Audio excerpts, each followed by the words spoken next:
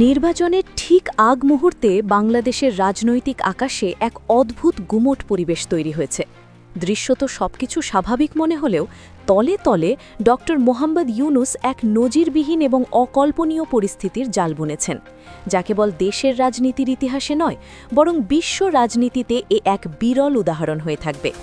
যারা ভাবছেন যে একটি দায়সারা গোছের নির্বাচনের মাধ্যমে ড ইউনুস ক্ষমতা ছেড়ে দিয়ে শান্তিতে অবসরে যাবেন, তারা সম্ভবত পরিস্থিতির গভীরতা আজ করতে পারছেন না।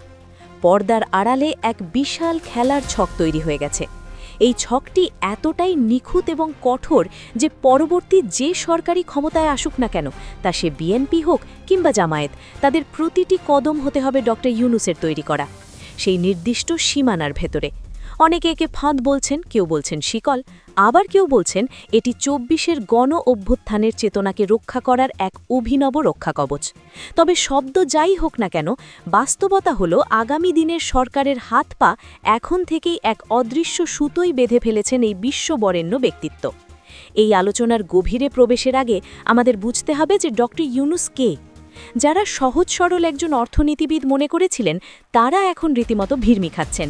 তিনি এমন এক কঠিন মাল হিসেবে নিজেকে প্রমাণ করেছেন যে তার তৈরি করা কাঠামোর বাইরে যাওয়ার ক্ষমতা এখন আর কারো নেই। এটা কোনো ব্যক্তিগত ক্ষমতার লড়াই নয়, বরং এক বিশাল রাষ্ট্র সংস্কারের নীল নকশা। আপনি যদি মনে করেন শেখ হাসিনার মতো ফ্যাসিস্ট হয়ে উঠবেন, তবে আপনার স্বপ্ন শুরুতে ধূলিসাৎ হয়ে যাবে।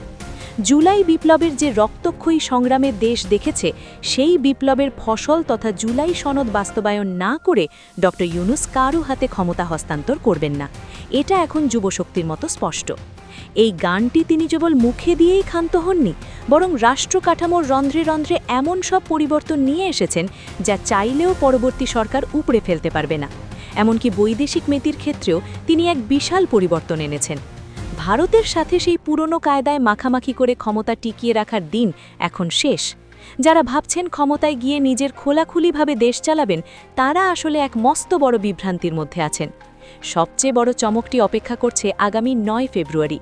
পুরো পৃথিবী অবাক বিস্ময়ে তাকিয়ে দেখবে যখন নির্বাচনের মাত্র ৩ দিন আগে যুক্তরাষ্ট্রের সাথে বাংলাদেশ এক বিশেষ বাণিজ্য চুক্তি স্বাক্ষর করবে।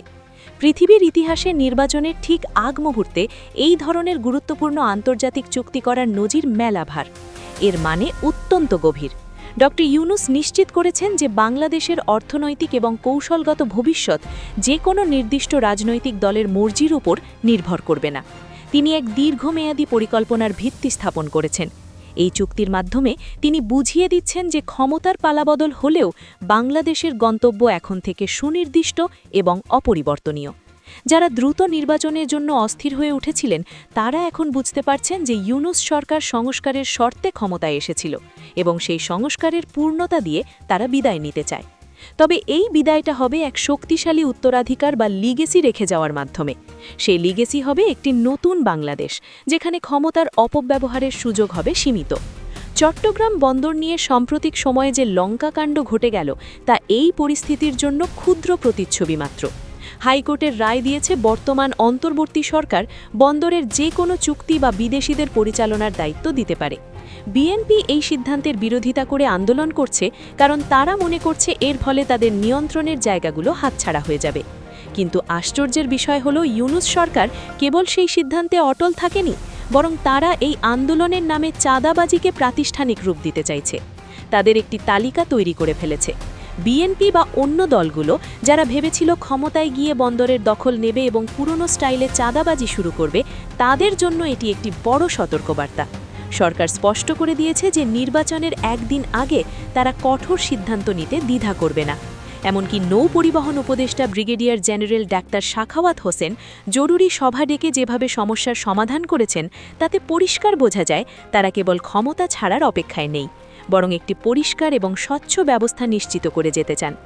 সাংবিধানিক কূটকৌশলের ক্ষেত্রেও ড ইউনুস এক অনন্য পথ বেছে নিয়েছেন। আমাদের প্রচলিত সংবিধানে অনেক ফাঁকফোকর আছে, যা অতীতে স্বৈরশাসকরা ব্যবহার করেছেন, কিন্তু এবার এক অদ্ভুত এবং নজিরবিহীন সিদ্ধান্ত নেওয়া হয়েছে। সাধারণত নবনির্বাচিত এমপিদের শপথ পড়ান স্পিকার বা ডেপুটি স্পিকার, কিন্তু যেহেতু এখন সে পদগুলো শূন্য, তাই সিদ্ধান্ত হয়েছে আগামী 6 দশক জাতীয় সংসদ নির্বাচনে বিজয়ীদের শপথ পড়াবেন প্রধান নির্বাচন কমিশনার সিইসি। এই বিষয়টি শুরুতে সাধারণ মনে হলেও এর পিছনে রয়েছে এক বিশাল আইনি চাল। এই শপথ গ্রহণের প্রক্রিয়ার মাধ্যমে মূলত এই অন্তর্বর্তী সরকারের যাবতীয় কর্মকাণ্ডের বৈধতা নিশ্চিত করা হবে। আপনি যদি এমপি হিসেবে শপথ নিতে চান তবে আপনাকে ডক্টর ইউনূস সরকারের তৈরি করা আইনি কাঠামোর ভিতরে ঢুকতে হবে। আপনি যদি বৈধতাকে অস্বীকার করেন তবে আপনার সংসদ সদস্য পদই অবৈধ হয়ে পড়বে। অর্থাৎ ১৯৭২ সালের সংবিধানের দোহাই দিয়ে যারাই সরকারকে প্রশ্নবিদ্ধ করতে চেয়েছিলেন তাদের মুখ পাকাপাকিভাবে বন্ধ করার ব্যবস্থা করা হয়েছে। এটা কেবল আইনের খেলা নয়, এটি রাজনৈতিক অস্তিত্বের প্রশ্ন। অনেকের মনে প্রশ্ন জাগতে পারে যে বিএনপি কেন এই পরিস্থিতির সামনে এত অসহায়। বিএনপি দীর্ঘ সময় ক্ষমতার বাইরে থেকে এখন ক্ষমতায় আসার জন্য মরিয়া, কিন্তু তারা ভারতের সাথে সুসম্পর্ক রাখা এবং পুরনো ঘরানার রাজনীতি করার যে বাসনা লালন করছে, ডক্টর ইউনূসের তৈরি করা সাজ বা কাঠামোর কারণে তা বাস্তবায়ন করা প্রায় অসম্ভব হয়ে পড়বে। অন্যদিকে জামায়াতের পরিবর্তনের সাথে নিজেকে মানিয়ে নিতে অনেকটাই প্রস্তুত তারা। স্বামী স্ত্রী লেগেসি বা উত্তরাধিকার বহন করতে রাজি, কিন্তু বিএনপির জন্য এটি মেনে নেওয়া কঠিন হয়ে পড়ছে, কারণ ডক্টর ইউনূস যে ব্যবস্থা গড়ে তুলেছে তাতে রাজনৈতিক দলগুলোর চাবিকাঠি আর কেবল তাদের হাতে থাকছে না। জনগণের আকাঙ্ক্ষা এবং জুলাই বিপ্লবের চেতনা এখন একটি প্রাতিষ্ঠানিক রূপ পেয়েছে। এই রূপরেখার বাইরে যাওয়া মানে হচ্ছে জনগণের মুখোমুখি হওয়া। ডক্টর ইউনূস এমন এক পরিস্থিতি তৈরি করেছেন যেখানে পরবর্তী সরকারকে বাধ্য হয়ে সুশাসন এবং জবাবদিহিতার পথে হাঁটতে হবে। পুলিশের গুলিতে নিহতের ঘটনায় একের পর এক মামলার রায় এবং অপরাধীদের বিচারের মুখোমুখি করার যে প্রক্রিয়া চলছে তাও এই ধারাবাহিক অংশ। ডক্টর ইউনূস এবং তার উপদেষ্টা পরিষদ চান না যে ভবিষ্যতে কোনো সরকার এসেই অপরাধীদের ক্ষমা করে দিন, বিচার প্রক্রিয়া ধামাচাপা দিক। তারা এমন সব নথিপত্র এবং আইনি ভিত্তি তৈরি করে যাচ্ছেন যা যে কোনো নির্বাচিত সরকারের জন্য অপেক্ষা করা কঠিন হবে। বিশেষ করে যদি হত্যাকাণ্ডের বিচারে তা এমন এক পর্যায়ে নিয়ে যাচ্ছেন যেখানে শুধু পিছু হটার কোনো পথ নেই। এটি মূলত সেই ফাঁদ যা কেবল অপরাধীদের জন্য নয়, বরং আগামী দিনের সম্ভাব্য স্বৈর শাসকদের জন্য এক বিশাল প্রতিবন্ধকতা। আপনি চাইলেই আর লাশের উপর দিয়ে রাজত্ব করতে পারবেন না। এই নৈতিক এবং আইনি দেওয়ালটি ডক্টর ইউনূস অত্যন্ত শক্তভাবে গড়ে তুলেছেন। বিশ্ব রাজনীতিতে ডক্টর ইউনূসের গ্রহণযোগ্যতা তাকে বাংলাদেশের সাথে এক চমৎকার ঢাল হিসেবে ব্যবহার করছেন। তিনি জানেন যে দেশের ভিতরে রাজনৈতিক শক্তিগুলো তাকে সরিয়ে দেওয়ার জন্য ছটফট করছে, তাই তিনি আন্তর্জাতিক সম্প্রদায়ের সাথে এমন বন্ধনে বাংলাদেশকে জড়িয়ে দিচ্ছেন যা ছিন্ন করার কোনো সাধারণ রাজনৈতিক দলের পক্ষে সম্ভব নয়। যুক্তরাষ্ট্রের সাথে বাণিজ্য চুক্তি এই বিশাল পরিকল্পনার একটি অংশ। এটি কেবল ব্যবসার চুক্তি নয়, এটি একটি রাজনৈতিক বার্তা। এই বার্তার মাধ্যমে তিনি প্রতিবেশী দেশগুলোকে বুঝিয়ে দিয়েছেন যে বাংলাদেশ এখন আর কারও করুণার উপর নির্ভরশীল নয়। বাংলাদেশের পররাষ্ট্র নীতি এখন হবে আত্মমর্যাদা এবং জাতীয় স্বার্থের উপর ভিত্তি করে। যারা মনে করেছিলেন যে নির্বাচনের পর পুরনো দাদাগিরি ফিরে আসবে, তা এখন ডক্টর ইউনূসের এই দূরদৃষ্টি চালে পুরোপুরি কুপোকাত।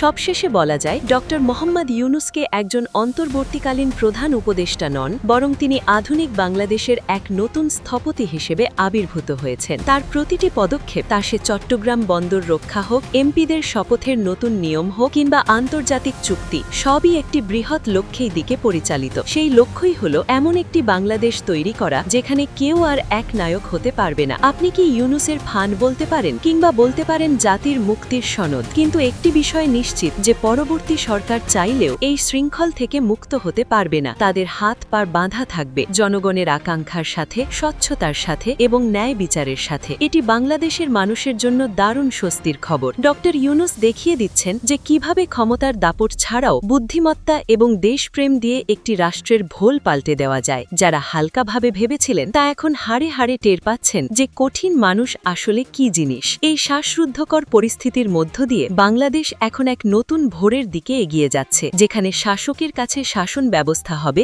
বেশি শক্তিশালী। আর এই পুরো চিত্রনাট্যের মূল কারিগর হিসেবে ইতিহাসের পাতায় নিজের নাম পাকাপাকিভাবে লিখে রেখেছেন ডক্টর ইউনূস। বাংলাদেশের সামনে এক অকল্পনীয় কিন্তু ইতিবাচক পরিবর্তনের হাতছানি, যা উপেক্ষা করার সাধ্য কারণে